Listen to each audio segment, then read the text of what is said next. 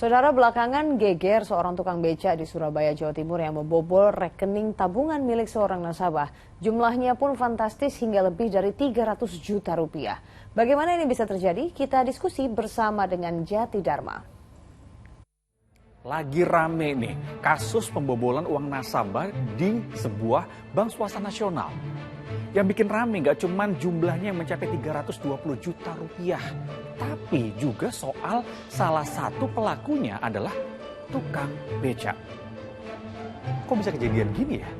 Bukannya bank itu pengamanannya berlapis? Kita diskusi yuk.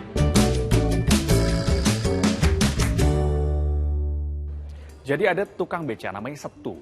Dia diminta oleh Muhammad Toha untuk mencairkan dana milik Muin Zakri. Muhammad Toha ini adalah penyewa kamar kos di rumah Muin Zakri. Muhammad Toha tahu kalau Muin Zakri ini memiliki uang ratusan juta rupiah di rekeningnya.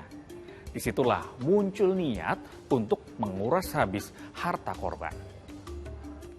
Aksi dimulai dengan mencuri data diri milik korban seperti KTP, ATM, dan juga buku tabungan.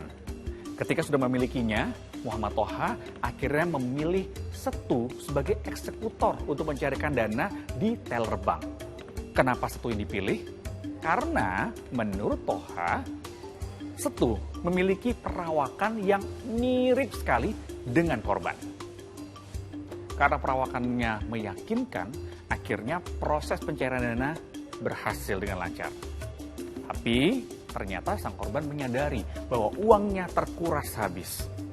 Akhirnya, singkat cerita, polisi berhasil menangkap dua pelaku ini. Dan mereka pun dalam proses peradilan. Di persidangan, Jaksa Penuntut Umum Estik Dila Rahmawati di Pengadilan Negeri Surabaya menjerat tukang beca pembobol rekening nasabah Bank BCA Setu dengan dakwaan pasal 363 ayat 1 ke 4 KUHP tentang pencurian dengan ancaman hukuman maksimal 7 tahun penjara.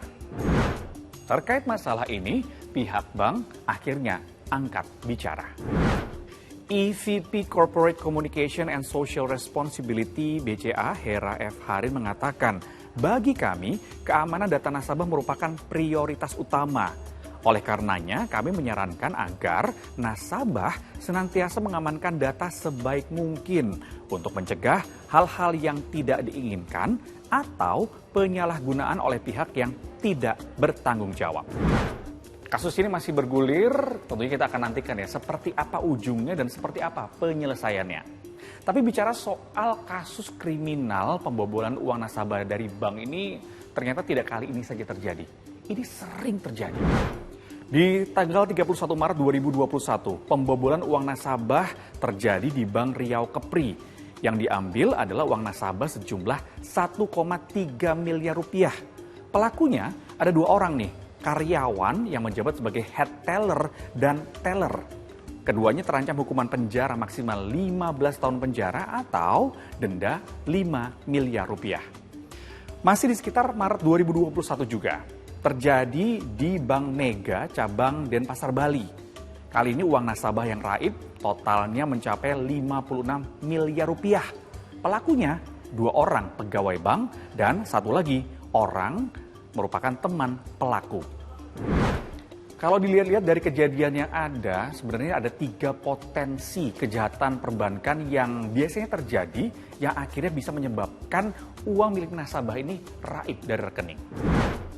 Menurut juru bicara Otoritas Jasa Keuangan atau OJK Sekar Putih Jarot, potensi pertama karena nasabah memberitahu password atau bocornya password ke orang lain.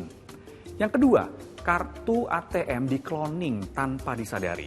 Dan ketiga adalah skimming, yaitu bentuk kejahatan dengan memasang alat skimming di mesin ATM yang dapat mencuri nomor kartu dan password. Amit-amit ya, jangan sampai menimpa kita. Nah, gimana caranya agar kita tidak mengalami hal demikian? Kita bisa mengaktifkan fitur notifikasi SMS transaksi. Nah, ini fitur sebagai penanda jika ada transaksi yang terjadi di rekening kita. Yang kedua, sering-sering deh mengecek histori rekening atau saldo Anda. Caranya gampang, bisa melalui layanan mobile atau internet banking. Nah, biar data diri kita aman, aktifkan juga fitur keamanan verifikasi 2 langkah, seperti menggunakan pindai sidik jari atau wajah di perangkat seluler. Kalau menggunakan teknologi mobile atau internet banking, pastikan menggunakan jaringan internet pribadi ya.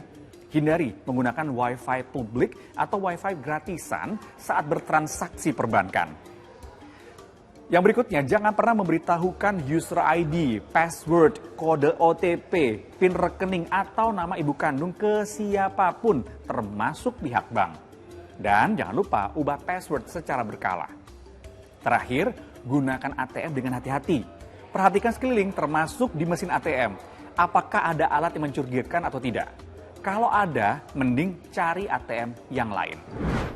Nah, kalau kita tadi sudah melakukan hal-hal itu, dijamin uang dalam rekening kita aman. Satu lagi, kalau mengalami kendala, jangan lupa telepon ke call center bank Anda. Atau kalau memiliki keluhan terkait dengan dunia perbankan, telepon langsung otoritas jasa keuangan di nomor 157. Semoga kita terhindarkan dari tindak kriminal pembobolan uang. Sampai di sini diskusi. Sampai jumpa.